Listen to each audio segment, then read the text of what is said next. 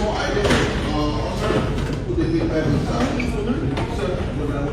are you recording this?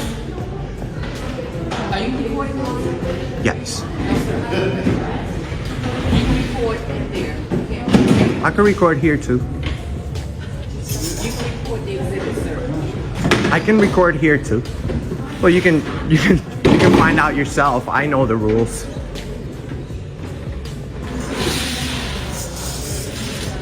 Alright guys, welcome back to the channel. What you're about to see isn't just another disagreement between citizens and police. It's a direct collision between authority and the Constitution itself. This encounter begins quietly, with background music and a simple question. Are you recording? The answer is calm and confident, because the law is clear. Recording in public spaces is protected. But almost immediately, you can feel the tension rising. The officers present don't seem interested in knowing the rules. They appear focused on control. As the narrator steps in, he makes one thing clear. Once you understand where this is happening, the situation becomes even more disturbing. This is supposed to be a place that honors freedom, not challenges it. Before we go any further, the reminder is simple. Support these videos, spread awareness, and understand that knowing your rights is the first line of defense against misconduct.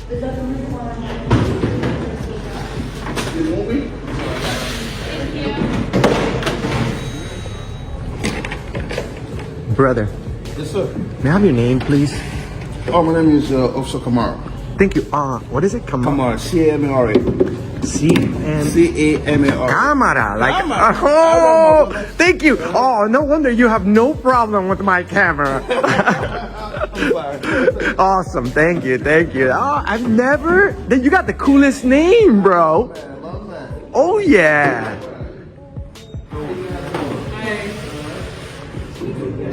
Put everything in it? You guys literally have a guy here that's named Camera. There ain't no camera here. Yeah, Camera, we gotta go. Camera's gotta go. I love this guy. Hi, can I have your name, please? Can I have your name and badge number, please? The interaction quickly turns personal when names are exchanged. One officer introduces himself, and the moment creates brief humor around the irony of filming someone named Kamar. But don't let the laughter fool you. This light moment masks a deeper issue. While one employee appears relaxed, others begin showing discomfort with the camera. That discomfort is telling. Cameras don't threaten good policing, they expose bad behavior. As the narrator continues filming, the mood shifts. Requests for names and badge numbers are made respectfully, yet resistance immediately appears. Instead of transparency, the officers question why they should identify themselves at all. That hesitation sets off alarm bells. In public service roles, identification isn't optional, it's accountability. Right here, you can already see a pattern forming. Cooperation from a few, resistance from others, and confusion where clarity should exist. Would you like to give me your name? For what purpose? Oh, so I can fill out the incident report so it can be documented. Was there an incident? Yeah, this is an incident. What incident? There's no incident. It literally says right there, photography encouraged. It literally says it right there. So you don't want to give me your information? Why would I want to do that? Don't you guys work in the building where that tells you about our rights? Isn't the Constitution in this building? And you have plenty of signs everywhere that says photography encouraged. Until we film you guys, then our rights are gone, right? Oh. Can I have your name though? Because you're the one that's at work. You see, there's a document in this building that's called the Constitution, and it talks about the Fourth Amendment. Do you guys know about that one? It means I have the right to my privacy, and you guys don't because you're at work. So we have the right to request your name respectfully.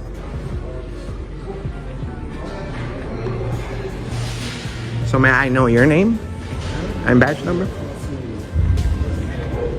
She said this was an incident. Now, listen closely, because this is where the Constitution itself enters the conversation. The narrator points directly to posted signage, clearly stating that photography is encouraged. Despite this, an officer labels the situation an incident. That word carries weight, and using it incorrectly matters. Filming in a public space isn't suspicious, it's protected. The narrator calmly explains the Fourth Amendment and the difference between privacy for civilians and visibility for public officials on duty. This isn't aggression, it's education. Yet instead of engaging professionally, the officers avoid giving names. Refusal to identify while claiming authority creates a dangerous imbalance of power. This moment exposes a major problem. When officers misunderstand the Constitution, they don't just violate rights, they normalize violations. And this is happening inside a building meant to represent the very freedoms they're questioning. I should be taking your description. Well, I am. So, guys, as you can see, look, we have a sign right here that says photography encouraged. But officer over here says this is an incident. She calls it an incident. Wants to make a report out of something that's my constitutional right. No name, huh? That's the walk of shame. Walk of shame, the long one. Can I have your name, ma'am? I'm respectful to whoever's respectful to me. What's wrong? Well, you see, I go around the whole country standing up for the United States Constitution, and I just found out that damn thing is here in this building. Go see it? Oh, I can't wait. That's one of the most precious documents. Well, go up and see it. It's in the next level. Oh, I am. But the most important thing that I'm here for is to see if you guys respect that document. So it's very hypocritical if we walk in the building that has... As the camera pans, the narrator documents signage, officers, and reactions, making it clear this isn't about harassment, it's about accountability. The so-called incident is nothing more than lawful recording. Still, the refusal to identify continues, leading to what the narrator calls the walk of shame. This isn't mockery, it's symbolism. Walking away from accountability is exactly what erodes public trust. The narrator explains his mission plainly, traveling the country to ensure the Constitution is respected where it matters most. The irony is overwhelming. Inside a building housing America's most sacred documents, basic rights are questioned at the door. When the First Amendment is challenged the moment you walk in, it raises a serious question.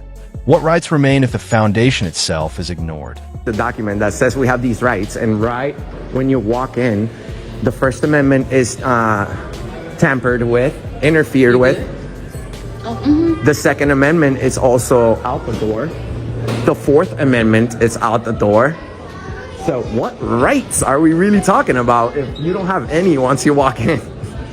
You had rights when you walked in. Well, that's what I thought, but as soon as I walked in, she said, "Oh, we have a problem. You can't film." We'll go up and see the Constitution. Oh, thank you. That's all I want. We're gonna have to clone you, but the clone that we have needs to identify. Are you willing to tell us your name? I'm Enrique.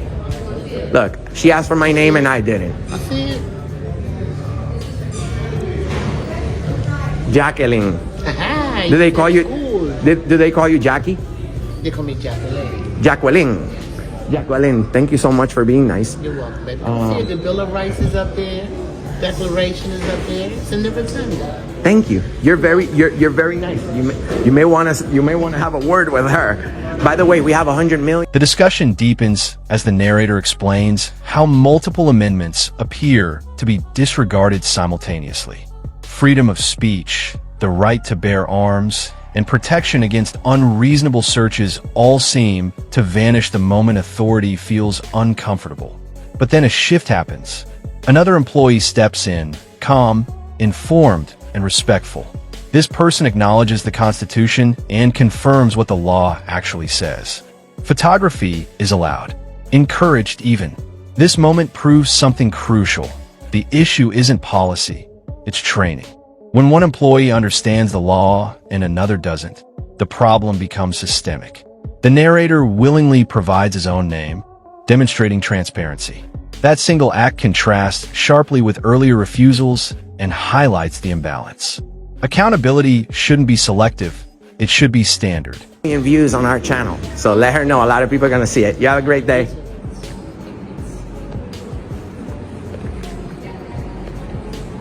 What did we do? Then I gotta work the weekend, so, You're trying to get something? Can I have your name and badge number, please?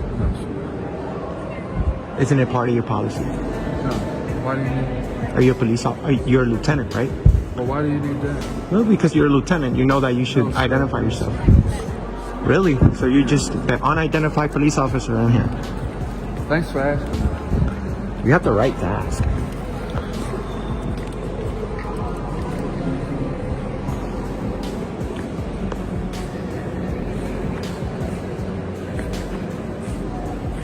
So you need to turn that off. Turn it off.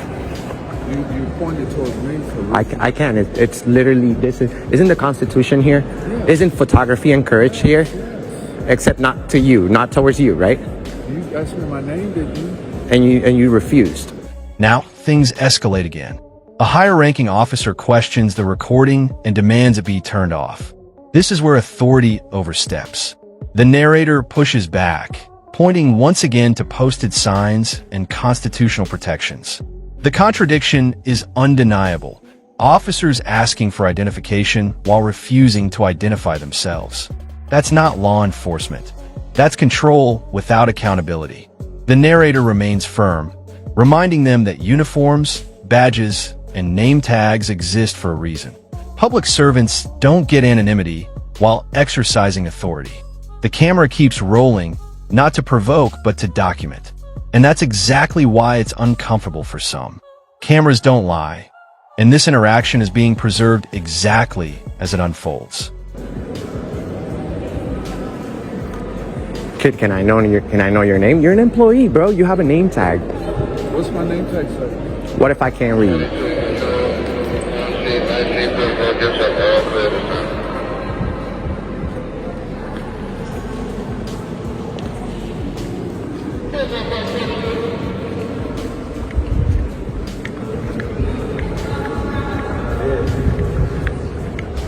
How's it going?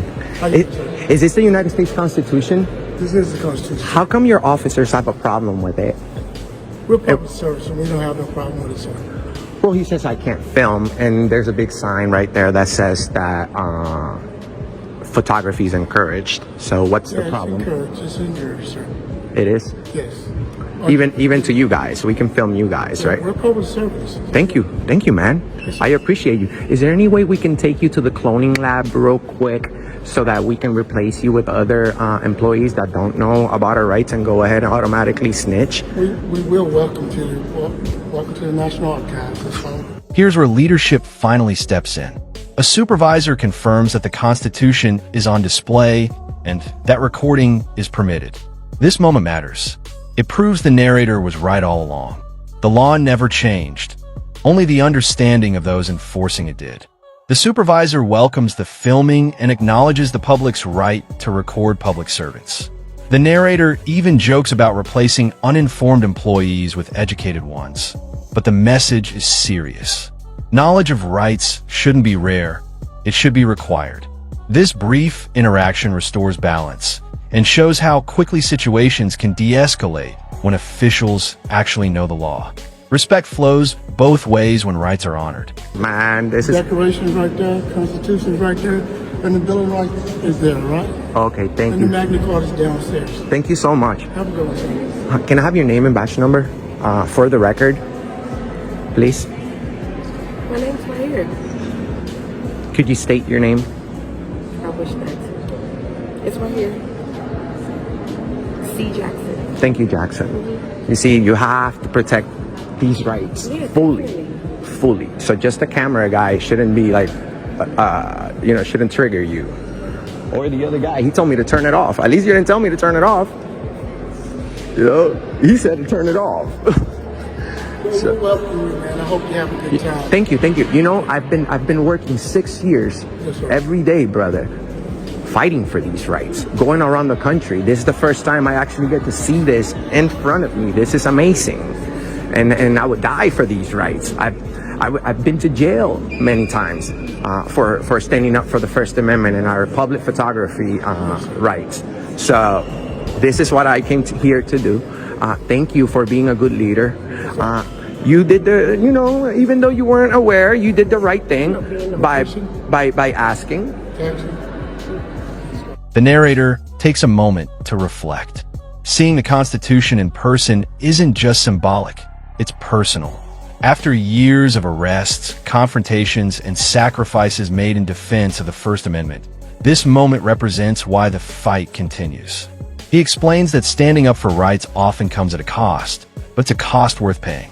The supervisor listens, shakes hands, and acknowledges the importance of leadership.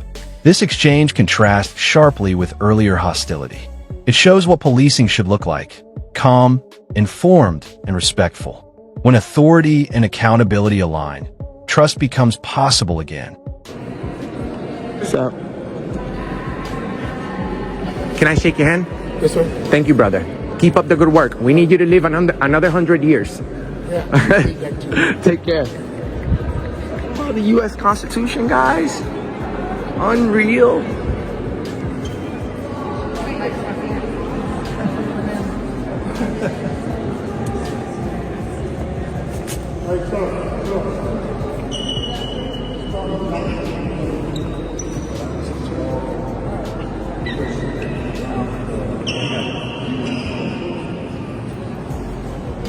Thank you. Thank you. I want it.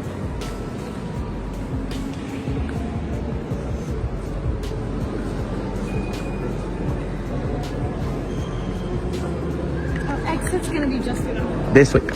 You are very helpful. Yeah. I almost went out the wrong way. You're good. Thank you. No worries. Don't forget the Constitution. First Amendment, huh?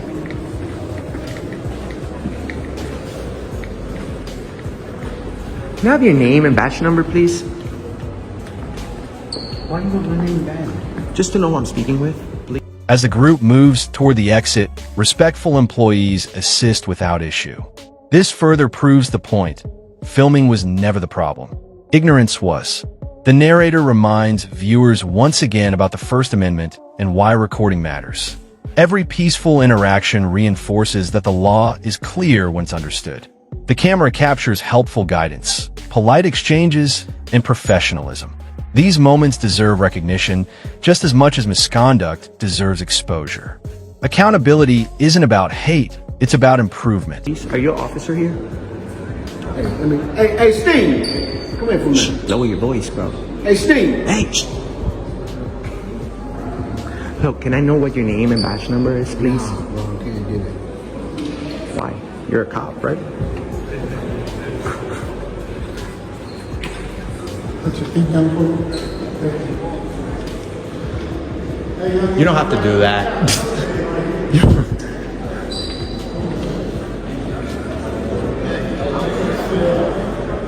You have to listen. But not everyone learned the lesson. Another supervisor refuses to identify herself and insists on calling lawful recording an incident. The narrator challenges this directly, explaining that documentation without consent and without cause creates the real issue. This back and forth exposes a critical misunderstanding. An incident is not a crime, and lawful behavior doesn't become suspicious just because it's observed. The refusal to identify remains troubling, especially from someone in a supervisory role.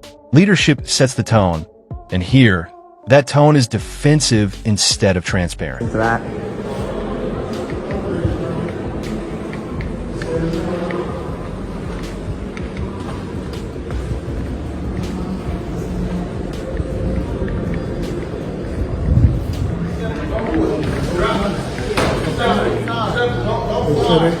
My friend, before I get going, can I have her name for the record, because we would like I would like to formally complain. That's the supervisor right there. She'll be right with you. But she doesn't want to identify with me. She's the supervisor. But she doesn't want to identify. Give my purse. Okay, so, ma'am, How are you the supervisor and you don't want to identify? How can I complain on you? You're making a report out of something that didn't need, out of something that wasn't an incident. So, may I know your name?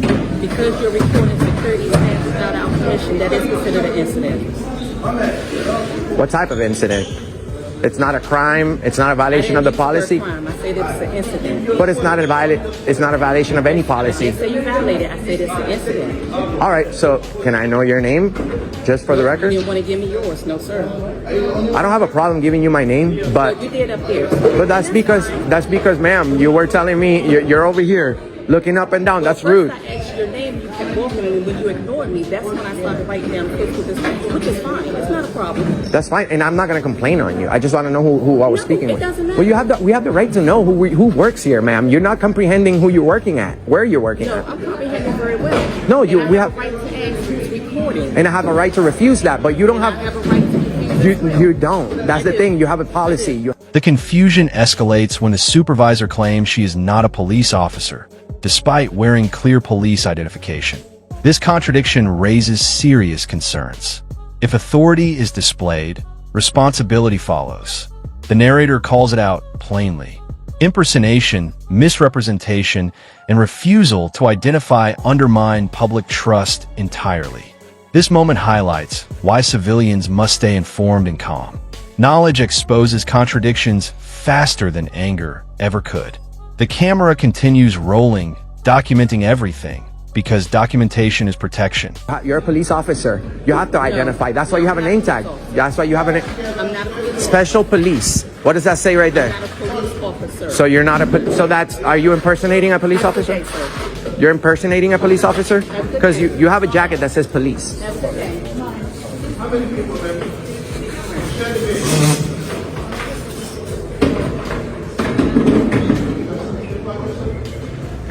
Learn your jobs.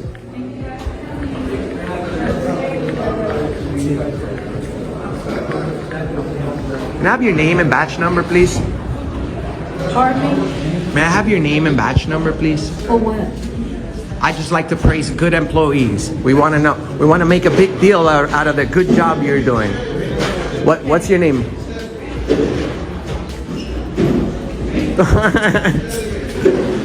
No? No. It's a secret? Yeah. Are you the Secret Service? No, I'm not a secret. My name is Officer Evans. Evans. My name's Enrique. Nice to meet you. You have a great day, okay? Bye-bye. All right, guys, let's wrap this up. There may not be a worse place for officers to misunderstand the First Amendment than inside a building dedicated to preserving it. What we saw today was clear. Higher rank did not mean better understanding. In fact, the opposite was often true. This is why knowing your rights matters. This is why recording matters. And this is why these videos exist, to educate, expose, and protect. Support the channel, share this video, and keep spreading awareness. Always remain calm, always stay informed, and most importantly, always record the police.